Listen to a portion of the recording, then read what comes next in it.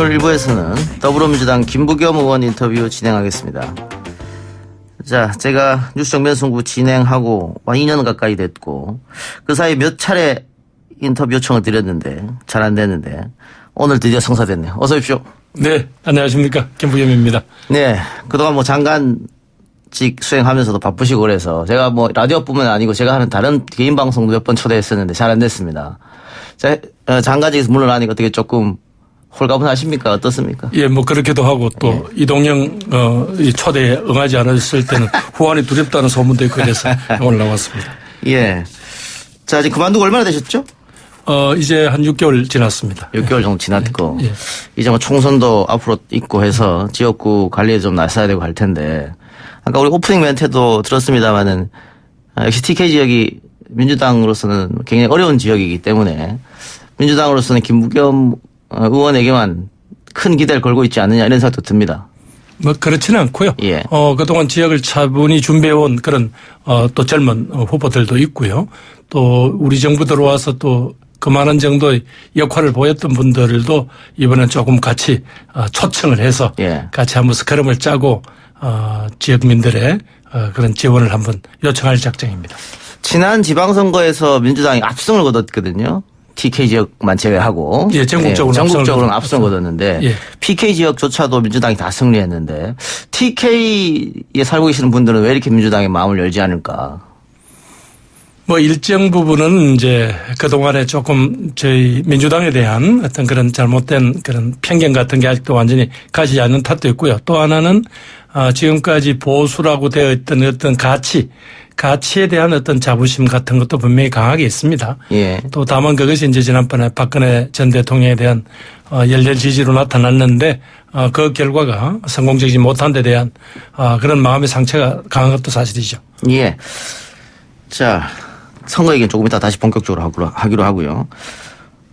행안부 장관 당시에 법무부 장관과 함께 검경수사권 조정을 위한 정부안을 만들었던 당사자이기도 하시는데 검찰개혁 법안이 패스트트랙에 올려져 있긴 합니다만 자유한국당이 반대하고 있고 검찰 내부에 저항도 있다 이런 얘기가 들리고 있습니다. 쉽지 않은 것 같아요.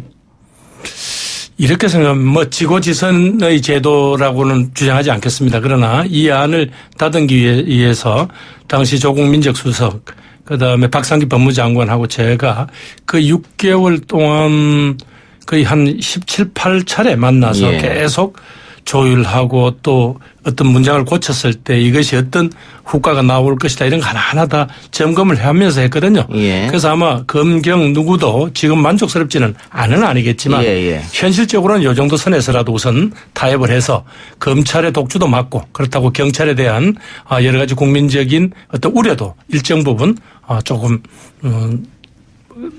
제동을 조금 걸어볼 필요가 있다. 막 그런 선에서 지금 요한 정도가 한번 해볼 만한 안이라고 생각합니다.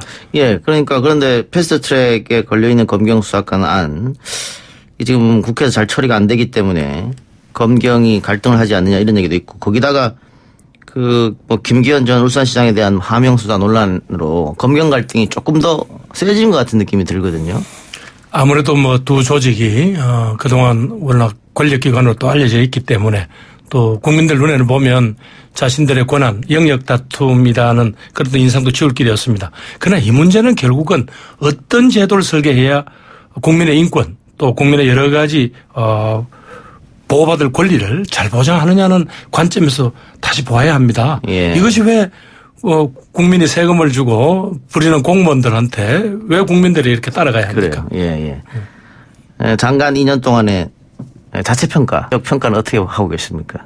그래서 뭐 낙제는 면한 정도로 뭐 옆에서 주변에서 격려를 해 주시던데요. 예. 뭐 역시 돌아켜 보면 아직까지 제가 조금 허술했거나 좀 서툰 게 많았고요. 예. 또 그러면서도 이번에 이제 소방관 국가직화 같은 거는 뭐 공직 생활을 한 사람으로서의 어떤 보람이고 뭐 그렇습니다. 예. 기억하시겠습니다만 장관 재직 시절에 SNS에 굉장히 화제가 된 적이 있었습니다. KTX 갑질 승객을 어떤 분이 일어나서 퇴치했는데 보니까 장관이더라. 예, 좀 뭐 쑥스러운 장면인데요. 예. 어떤 승객께서 당신이 잘못하셨어요, 기차를. 그러니까 자기 좌석이 없으니까 막 그걸 항의하는 과정에서 여성분한테 너무 지나치게 이른바 이제 갑질을 하는 거예요. 예. 그래서 그만하시라고 했더니 이분이 다짜고짜로 왜 당신 뭔데 그렇게 나한테 간섭하느냐? 뭐 공무원이라도 돼. 그래서 저도 모르게 그래도 내가 공무원인데 이러다 보니까 일이 뭐 그렇게 됐습니다만 좀 쑥스러운 일입니다. 예. 예, 장관 2년 됐고 문재인 정부는 2년 반이 됐습니다. 그 문재인 정부 2년 반 뒤돌아보면 아쉬운 점도 있고 잘한 점도 있을 텐데요. 그런데 또 정부에 속한 사람이고 또 지금 여당 국회의원이기 때문에 아쉬운 점이 더 많을 것 같습니다.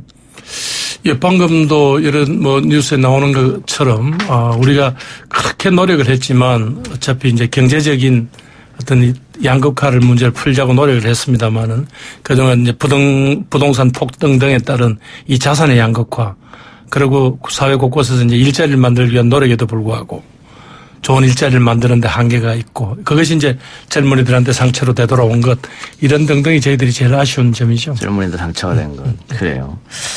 아까도 김기현 전 시장에 대한 이야기를 잠깐 했습니다만 지금 김기현 전 시장은 황운하 또 송철호 울산시장입니다. 현. 또 A 장관 세 분의 친분을 거론하면서 의혹을 제기하는데 A 장관이 김부겸 장관 아니냐. 그래서 뭐 아마 조금 김 시장께서 좀 억울하셔서 그렇게 오해를 하시는가 모르겠지만 행안부 장관은 개별적으로 지방 경찰청장을 지휘하거나 이럴 수 없습니다. 예. 저는 경찰청장에게만 하지만 또 개별 사건을 지휘하거나 그러지는 않습니다. 예. 다만 아마 이제 송철호 전 시장이 야당 생활을 오래 했거든요. 저희들하고 같이. 아마 그런저런 이유 때문에 결혼하셨는데 그래도 확실히 자신이 없으니까 그걸 A라고 하는 걸 보니까 예. 아마 조금 주변에서 누구 부추긴 사람들도 있는 것 같고요. 예. 그 점에 있어서는 뭐 지금까지 드러난 걸 보더라도 무슨 행안부 장관이 청와대 무슨 명령 받아가지고 전하고 그럴 자리는 아닌 것이 이렇게 객관적으로 드러나지 않습니까? 그럼 야당이나 보수언론에서 주장하는 하명 수사는 어떻게 생각하십니까? 저는 지금 현재 아직까지 양쪽이 이게 지금 논란이 되고 있고 쟁점이 되고 있는데요. 언론에서 너무 조금 균형 잃은 보도가 있다고 생각합니다. 예. 분명한 것은 백원호 비서관이 자기의 해명에 나왔지만은 다양한 형태로 지금 거기 보면 제보자도 자기가 억울해서 여기저기 다 예. 서류를 보냈다고 나오지 않습니까? 검찰에도 보냈다고 하죠. 나오잖아요. 예. 그러면 어차피 그걸 갖다 내려보낼 수밖에 없는 거예요. 청와대도 갔으니까 당연히 민정비서실에서 분류와서 내려보냈다는 건데 그것을 전부 하명수사라고 하시면 그건 조금 너무 네이밍이 프레임을 짜는 게 아닌가 뭐 그런 생각이 드네요. 그런데 지금 선거 얼마가 남지 않았는데 하명 수사니 또 유죄수권 봐줬다느니 이런 이야기가 자꾸 나오면 선거에도 영향을 주지 않을까 이런 걱정이 드는데. 그래서 뭐 그런 점에서 검찰이 수사를 하고 있는 부분들은 예. 수사를 빨리 해라. 뭐 자꾸 그러니까 이렇게 연기만 나게 하지 말고 정확하게 밝힐 건 밝히고 이렇게 또 정리를 해야 국민들도 또 선거라는 게 단순히 어떤 정권에 대한 어떤 그런 여러 가지 평가만 있는 게 아니고 예. 또 다음에 우리가 어떻게 나아가야 되는지 또 우리 젊은이들을 위한 국가는 어떤 정책이 준비되어 있는지 또 이런 부분들도 논쟁을 벌여야 되지 않겠습니까? 예. 황운하 총장은 검찰에 지금 이렇게 방금 말씀하신 것처럼 뭐 수사를 좀 민거적거린다든가 1년 반 전에 있었던 걸 지금 다시 꺼집어낸다든가 정치적 의도가 있는 게 아니냐 저하고 인터뷰할 때 그런 얘기를 했거든요. 어떻게 동의하십니까? 뭐 제가 뭐라고 평가하기는 그렇지만 사실은 너무 검찰이 오랫동안 이런 문제에 대해서 어떤 정리를 못하고 있었던 것도 결국 원인 제공이 된 그런 오해를 불러일으킬 원인 제공이 됐다고 보는 거고요. 또 어찌 보면 이 문제가 빨리빨리 정리가 됐더라면 조금 이런 오해로 확장되진 않았을 거다라는 생각이 드네요. 지금 우리 생방송 온에어 불 들어오기 전에 저하고 잠깐 얘기했는데 국회 상황이 참 어렵다 걱정하셨잖아요. 네. 어떻게 될 것 같습니까 국회 상황? 제일 뭐 다른 법도 법이지만 제일 이제 어려운 거는 결국 내년 국민의 종합적인 심판을 받아야 되는 총선의 룰을 결정하는 선거법 문제거든요. 예. 이 문제에 관해서는 자유한국당이 일체 어떤 타협안을 내고 있지 않습니다. 예. 나머지 뭐 공수처법이나 검경수사권 조정안에 대해서는 어떤 형태로든지 아마 의견이 있는 것 같은데 그래서 저는 결국은 게임의 룰이기 때문에 그렇다고 여당이 혼자 갈 수는 없습니다. 이 문제는. 그래서 마지막으로 나경원 원내대표나 또 뭐 황교안 대표가 직접 나서서더라도 이 문제에 관한은 이제는 조금 야당안을 내서 제일 야당안을 내서 여당안과 이렇게 국민들한테 좀 비교 검토하고 그래서 국민 여론을 모을 시간을 지금 주셔야 됩니다. 선거법 관련해서요. 선거법 관련해서 우선 그 큰 문제가 풀리면 예. 그다음 문제들은 조금씩 풀어가기 쉽습니다. 심상정 대표는 뭐 자유한국당 비판합니다만 민주당이 자유한국당과 저렇게 이야기해서도 안 된다. 혹은 박지원 의원도 이렇게 무능한 여당은 처음이다. 또 이렇게 비판하거든요. 또 아마 민주당 지지자들 같은 경우에도 좀 강하게 나갈 필요가 있지 않느냐. 아무리 강하게 나간다고 하더라도 경기 규칙을 우리가 일방적으로 정했을 때 예. 내년 선거는 정상적으로 치러질 것이며 또 그 이후에 그 국민적으로 이렇게 분열된 이 상처는 그건 누가 책임지게요. 예. 그것도 집권 여당이 총체적 책임을 져야 되는 거거든요. 예. 지금 당장 마음이 답답하니까 그런 말씀을 하시겠지만 그럼에도 불구하고 선거법에 관해서 바라보는 눈은 그런 점에서는 좀 더 깊어야 된다. 저는 그렇게 생각하는 거죠. 조국 장관 사태 그리고 뭐 지금 이런 국회 사태 이런 거에 대해서 민주당 지도부의 문제점을 지적하는 분도 분명히 계시거든요. 뭐 민주당이 소속돼 있습니다만은 이해찬 대표를 비롯한 민주당 지도부는 잘하고 있다고 보십니까? 뭐 사과까지 했으니까 잘하고 있다고 할 수는 없겠죠. 분명히 대표도 사과했고 또 대통령께서도 사과를 하셨으니까 그 점에서 저희들이 과거에 열린 우리 당 때의 그 어떤 실패 경험이 너무 강하게 짓눌러서 너무 원팀만 강조된 게 아니냐는 그런 비판을 저도 매일 받습니다. 그럼에도 불구하고 여당은 사실 이 모든 것에 대한 총체적 책임입니다. 예. 뭐 조금 잘한다고 기뻐할 수도 그렇다고 조금 못했다고 바로 또 고개를 숙일 수도 없는 그런 책임이 있는 거죠. 지난 민주당 당대표 선거 때 많은 분들이 김부겸 의원을 추천하고 나가라 그랬는데 왜 그때 안 나가신 겁니까? 네, 그때는 또 행안부 장관의 일 중에 하나가 재해를 막는 업무가 예. 있지 않습니까? 그때는 여름철에 바로 태풍이 몰려오고 있었는데요. 그 무렵에 또 무슨 개인 사업체 대표자처럼 그냥 회장한테 사표 뚝 던지고 나는 내가 길 가겠다 하는 것도 그것도 좀 좋은 방법은 아닌 것 같고요. 또 어찌 보면 당에서도 저 말고도 좋은 사람이 많았는데 제가 그렇게 자칫하면 좀 무책임한 걸로 비칠 수도 있었습니다. 나름 고민하셨던 모양이네 그래도. 예, 고민했죠. 예. 지금 법무부 장관으로 추미애, 국무총리로 김진표 의원이 거론되는데 이 카드는 어떻게 괜찮은 카드라고 보십니까?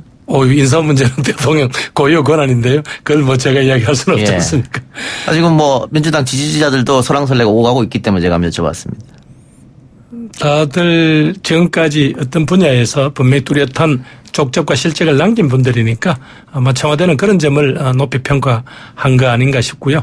또 일부 문제 반대하시는 분들은 또 그분들이 그런 일을 하다가 보면 중간에 조금 우리 지지자들이 납득하지 못하는 또 그런 뭐 정치적인 포지션도 있었을 겁니다. 예. 그렇다고 해서 그걸 전부 다 그냥 싸잡아서 다 그걸 하면 사실은 뭐 대통령이 인사를 한다 하더라도 결국은 여러 사람 중에 하나를 뽑는 작업이지 예. 새로운 인물을 만드는 건 아닐 거니까 예. 저는 그런 점에서는 조금 대통령의 인사권을 예. 좀 존중했으면 좋겠습니다. 이 조금 다른 얘기입니다만 뭐 의원님도 청문회는 통과하셨습니다만 우리 청문회가 이런 식으로 진행되면 안 되지 않느냐. 이게 과연 능력과 자질을 검증하는 자리인지 아니면 망신주기인지 청문회를 조금 제도나 방법을 바꿀 필요가 있지 않느냐. 왜냐하면 지금 그 장관이든 총리든 할 사람에 대해서 찾아보고 하겠습니까 하면 다 거절한다는 얘기거든요. 거기 가서 내가 망신 나갈 일 뭐이냐 이런 식으로. 그럼 좋은 인재를 또 선발이 안 되는 거지 않습니까? 국가 전체적으로 그런 고민이 있다면 예. 또 우리 정부에서 하자고 그러면 아마 또 반감이 심하실 테니까 아마 그 총선이라는 걸 거치고 난 뒤에 예. 일정 기간 어떤 유예 기간을 두고 그런 합의를 하는 것도 필요하다고 생각합니다. 알겠습니다. 선거 얘기 다시 한번 해보죠. 아까 많은 분들이 TK 지역에서 열심히 하고 있다고 말씀해 주셨는데 실질적으로 지금 현직 의원은 김부겸, 홍일학 두 사람이고 비례대표 의원 김영건 의원이 활약하고 계시죠. 예. 경북에서. 예. 비례대표로 네. 당선되셨고 네. 실질적으로 거물급 중량감 있는 인사들이 TK에 나가지를 좀 선호하지 않는다. 그렇게 되면 결국은 또 김부겸, 홍일학만 믿고 가야 되는 거 아니냐 이런 지적이 있습니다. 그래서 이제 대구 시민들 중에도 또 경북도민들 중에도 그런 걸 지적을 하셔요. 그래도 말하자면 시민들이 탐이 날 만한 그런 인물들을 조금 내세워라. 그래야 우리도 고민을 할 텐데 오래 고생했다고 해서 당신들 수준에서의 동지애나 이런 걸로만 가지고 후보를 공천하다 보니까 또 국민들의 기대 수준과 눈높이가 있는데 조금 더 그런 점에서 더 많은 준비를 하라는 지적을 하십니다. 그런데 뭐 아시겠지만 인물이 하루아침에 또 만들어지는 건 아니니까 저희들은 뭐 행정 경험을 가진 분들 또 학계에서 그만한 여러 가지 영향을 검증받은 분들 이런 분들까지 포함을 해서 특히 무엇보다도 이 지역도 결국 청년들의 미래가 중요하니까 어떤 청년의 대표성까지 고려를 해서 저희들이 스크럼을 짜겠습니다. 김수현 실장 차출로는 여전히 살아있는 겁니까? 뭐 청와대는 뭐 당에서 원하면 줄 수 있다고 얘기하는 아니 이제 본인은 고민이 많은 것 같습니다. 이제 최근에는 제 전화도 안 받던데요. 네. 그래 역시 뭐 본인의 의중이 제일 중요할 테니까요. 근데 뭐 지금 의원 입장에서는 함께 스크럼을 짜면 좋은 거 아니겠어요? 당연하죠. 당연한데 또 그분은 지난번에 이제 구미형 일자리 LG화학이 구미에 이제 몇천억을 들여서 투자하게 된 그 구미형 일자리 과정에서도 참 노력을 많이 했습니다. 그래서 특히 또 구미시장님은 또 저희 더불어민주당 소속이고 그래서 여러 가지 조건을 보면 저희들은 참 안성맞춤 후보다라고 생각을 하는데 본인은 정치 과정 자체가 너무 힘들다. 특히 또 가족들을 설득하기가 쉽지 않다 있는 그런 입장인 것 같은데 아직은 좀 더 저도 공을 들여야 되겠습니다. 대구 지역 돌아보시면 민심은 어떻습니까? 뭐 의원님 지역구는 그래도 그 소위 말 대구에서 부천 아닙니까? 뭐 부천이다 뭐 가난한 동네다 이런 걸 떠나서 아직은 조금 방황하시는 것 같습니다. 우선 민주당에 대한 기대가 다 있었기 때문에 지난 지방선거 때 저희들한테 많은 의석을 주셨거든요. 지방선거에서. 그랬는데 이제 최근에 여러 가지를 보고 좀 실망하는 것 같고 그렇다고 오랫동안 정이 들었던 자유한국당에게 또 뭐 전적으로 이렇게 기대를 하기도 어려운 상황이고 그런데 정치권은 계속 끊임없이 싸움만 하고 있는 데 대한 좀 뭐랄까 어떤 그런 분노 이런 것들이 지금 이렇게 밑에 쭉 깔려 있는 것 같습니다. 그러다 보니까 참 한 분 한 분의 마음을 이렇게 열고 들어가기가 쉽지가 않습니다. 지난 총선에서 민주당으로서는 험지라고 할 수 있는 곳에서 당선되고 그때부터 이제 대권 잠룡이다, 대권 후보다 이런 이야기가 많이 흘러나왔습니다. 근데 요즘도 뭐 다음 차기 대권 주자 여론조사 뭐 하고 있습니다만은 그렇게 많이 지지도가 올라오지 않는 것 같아요. 너무 뭐 아직 그만큼도 과분한 일이고요. 뭔가 이제 국민들이 저 사람에게 일을 맡길 만하다고 할 만한 또 그런 어떤 성과를 내야 되겠죠. 또 그런 점에서는 내년 선거에서 대구 시민들 또 경북도민들로부터 저와 또 여러 사람이 함께 어떤 신임을 받는 게 우선은 중요하다고 생각합니다. 대구를 텃밭으로 두고 자유한국당 입장으로서는 김부겸이란 그 사람이 그 눈에 까실 수도 있거든요. 그래서 반드시 탈환해야겠다 이렇게 생각할 수도 있을 것 같은데요. 그렇다고 한 정당이 한 지역을 다 먹는다는 건 그건 또 뭐 정치 풍토가 좋은 건 아니잖아요. 이제는 서로 공존한다는 걸 가지고 현실적인 조건을 받아들이고 그러면서 선의 경쟁을 하는 또 이런 풍토로 가야 합니다. 어떻게 한 지역에서 한 정당이 다 싹쓸이를 한다는 게 그게 좋은 게 아니잖아요. 알겠습니다. 오랜만에 출연하셨는데 시간이 없어서 마지막으로 한 말씀 부탁드리겠습니다. 우리 청취자들 위해서. YTN 청취자 여러분 반갑습니다. 한국 정치가 국민들에게 무슨 희망을 주기는커녕 오히려 여러 가지 실망을 주고 있다는 데 대해서 대단히 부끄럽고 죄송하게 생각합니다. 특히 젊은이들한테 아무런 생산적인 비전을 마련하지 못해주는 점에서 부끄럽습니다. 그러나 하여튼 저희들 앞으로 갈 수 있는 준비 철저하겠습니다. 여러분들이 이 정치에 대한 관심을 놓으시면 사실은 대한민국호는 정말 방황하게 됩니다. 표류하게 됩니다. 조금 더 관심을 가지고 또 채찍도 날카롭게 쳐주시기를 부탁드립니다. 고맙습니다. 이정희님께서 2부까지 그냥 김 의원님 인터뷰로 쭉 갑시다 했는데 안 됩니다. 뒤에 순수가 있으니까요. 김부겸 의원님 여기서 보내드리고요. 저는 1부 순서 마치고 2부 최강병기 코너로 돌아오겠습니다.